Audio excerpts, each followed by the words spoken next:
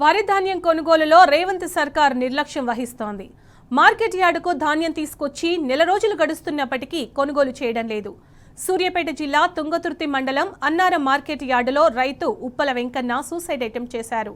గత నెల 15న వరి ధాన్యం తీసుకొచ్చానని వివరించారు. ధాన్యం కొనుగోలు చేయడం లేదని తీవ్ర ఆవేదన చెందారు. ధాన్యం కాంటా వేయడం లేదని వెంకన్న పెట్రోల్ పోసుకునే ప్రయత్నం చేశారు. పక్కన ఉన్న రైతులు పెట్రోల్ డబ్బాను లాక్కోవడంతో ప్రమాదం తప్పింది.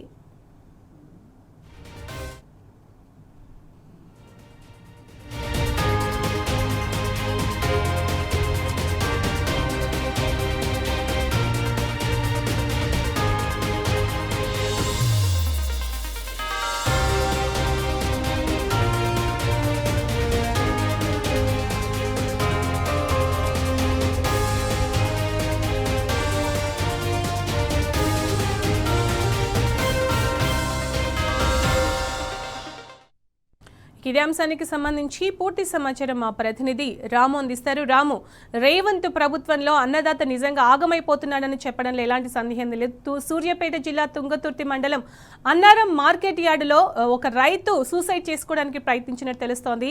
నెల రోజులైనా కూడా మార్కెట్కి తీసుకొచ్చి ధాన్యం ఇప్పటి వరకు కొనలేదని అతను ఆవేదన చెందుతున్నట్టు తెలుస్తోంది. అప్డేట్స్ ఏంటి రాము?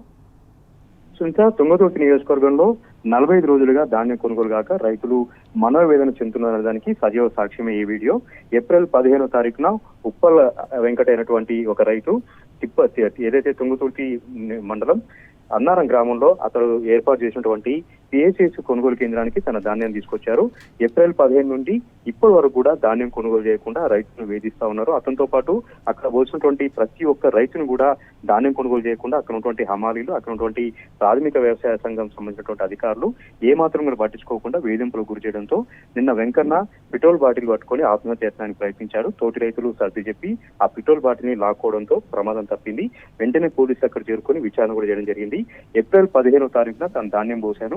ఆ రోజు నుంచి ఈ రోజు వరకు కూడా ఏ ఒక్క అధికారి కూడా కన్నీరు చూడలేదు, ఏ ఒక్క ప్రజాప్రతినిధి కూడా కన్నీరు చూడలేదు. తమ ధాన్యం అంతా కూడా తడిసి ముద్దవుతా ఉంది. అకాల వర్షాలకు తడిసి నాణ్యతంతా కూడా కోల్పోయి మొలకలు వస్తా ఉంటే ధాన్యం మ్యాచర్ వేయకుండా, కాంటాలు వేయకుండా, లారీలు పంపించకుండా తమను వేధిస్తా ఉన్నారు. వానాకాలం సీజన్ దగ్గరకు వస్తుంది. వానాకాలం సీజన్ సంబంధించి పెట్టుబడికి నేను ఎక్కడి నుంచి డబ్బులు తీసుకురావాలంటూ కూడా ఆ వెంకన్న కన్నీరు పెడుతూ మనోవేదన చెందుతూ కన్నీరు ముందుగా విలిపించారు. తను కౌలు రైతుని కౌలుకు తీసుకొని పంటని సాగు చేశాను. దాదాపు 200 బస్తాల ధాన్యాన్ని ఇక్కడ కుప్పలుగా పోసి 45 రోజులుగా కళ్ళు కాయలుగా అసలుగా ఎదురు చూసినా కూడా ప్రభుత్వం కొనుగోలు చేయకపోతే మేము ఎక్కడికి వెళ్ళాలంటూ కూడా అతను కన్నీటి పరిమితినటువంటి ఘటన ప్రతి ఒక్కరిని కూడా కదిలిస్తా ఉంది. ప్రతి ఒక్కరిని కూడా కన్నీళ్ళు తెప్పిస్తా ఉంది. ప్రైవేటు మిల్లుల వద్దకు వెళ్తే పింట 1600, 1200 మాత్రమే కొనుగోలు చేస్తున్నారు.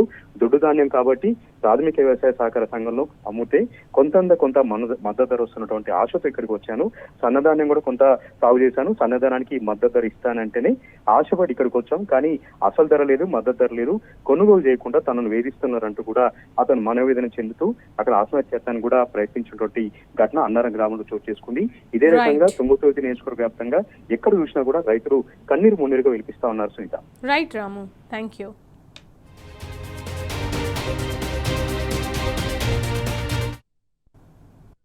ముందు ఏటవతల ఫస్ట్ కోసింది వెంకన్న ఒడ్డు.